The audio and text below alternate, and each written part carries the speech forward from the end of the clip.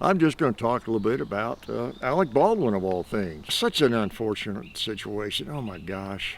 I've mentioned my wife 2 or 3 times, and that was on the TV about the case, going on recently. And I thought, wow, such that poor woman. I don't even remember her name. Obviously, I didn't know her, but the producer that was killed, of all things to have happened. You're making a movie.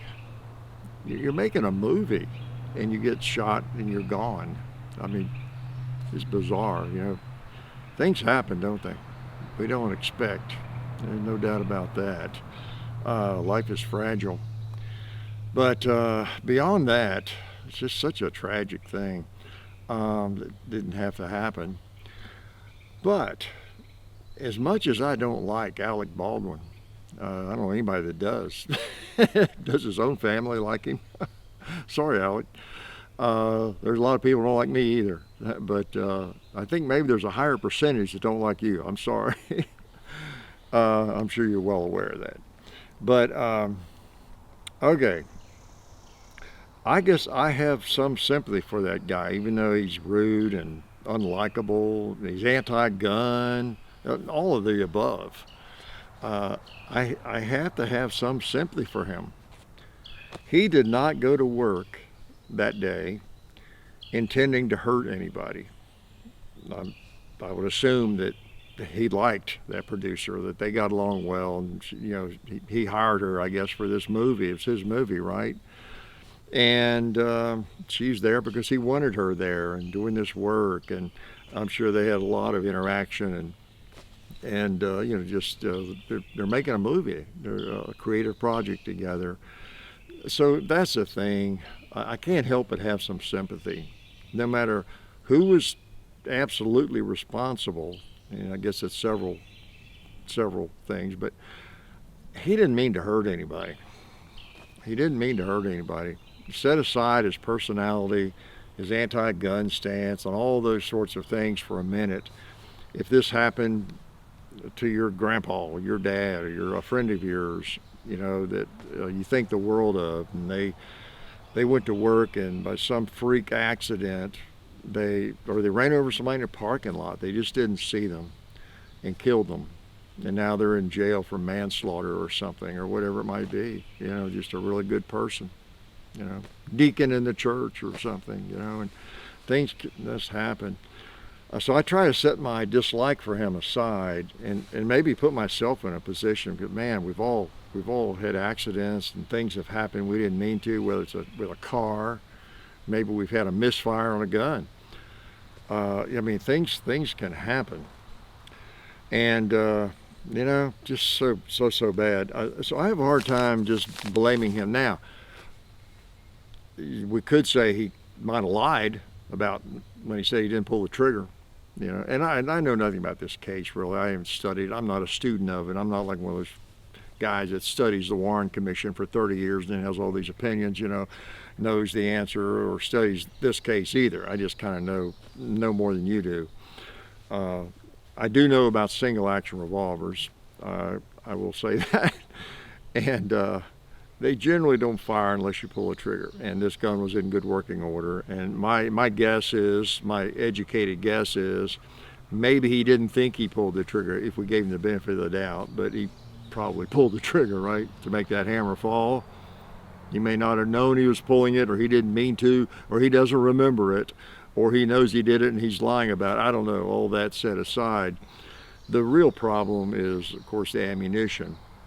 And I know, I see the comments, everybody said he violated the cardinal rules of gun safety.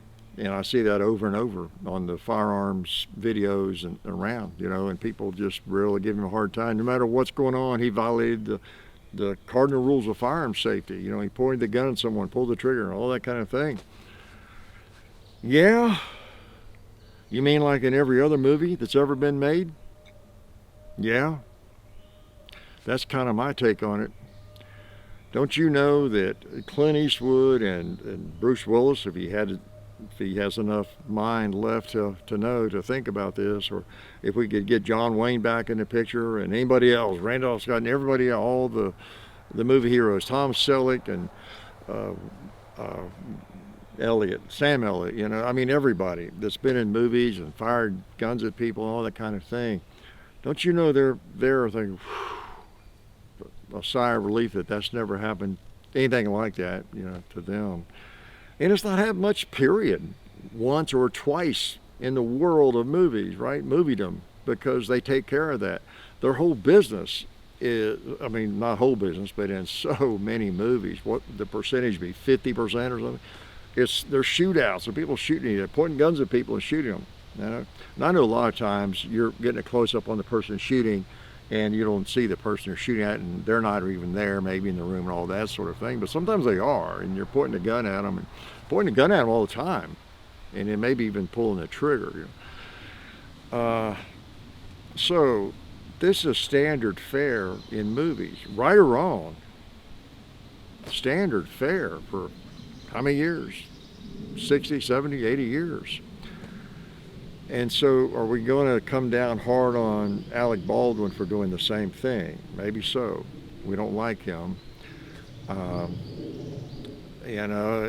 anyway, it comes down to the ammo and the person responsible for that. So my big point is, someone is, from the beginning, so, well, somebody's responsible for that ammo. These actors, whether it's Clint Eastwood or John Wayne or whoever, back through time, Randolph Scott, they know when they are handed that gun. Now, they can check it or not, but there's all these people making sure there's no real guns around, or there's no real ammo. There shouldn't be any real ammo anywhere within 20 miles, right? And they've got people to check those things, just like there are people who are responsible for checking that car before they get in it and drive it for whatever it's supposed to do, Maybe it's going to catch on fire, or the hood's going to blow up, the engine's going to supposedly blow up, and the hood's going to fly up, and it's going to look like it blew up or something when they get to this corner, this stop sign or something, and they're supposed to jump out or whatever. Well, maybe it blows up too soon.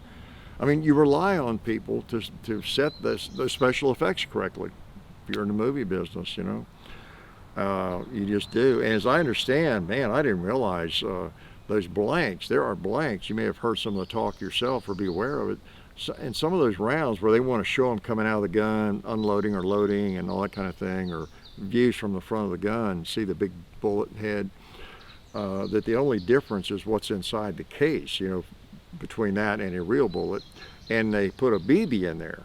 There's a BB or two, and that's how you can tell. You shake it, when I heard some expert, it was someone who does that for a living, another arms person, for the movie industry, was explaining that about the ammo. I thought, are you kidding me? I always just assumed, because I've seen blanks and some commercial blanks and different things. I've loaded at blanks a few times, and I paint the head red and all that, and the primers, no primer is turned around or something like that, but where it won't fire, and there's nothing in it anyway, or drill holes in the side of the case, But you're telling me the only difference between that round and a real round is you got to shake it and hear the BB in there? I thought when I heard that was early on. I thought, whoa, that is crazy, But what if you don't hear so well, or what if you think you heard the BB? Phew. But anyway. So I cut him a break. That's the point. I do cut him a break on that, not on anything else. And then I don't cut him a break on the fact, though, that he's in charge of, isn't it his movie? It's his movie.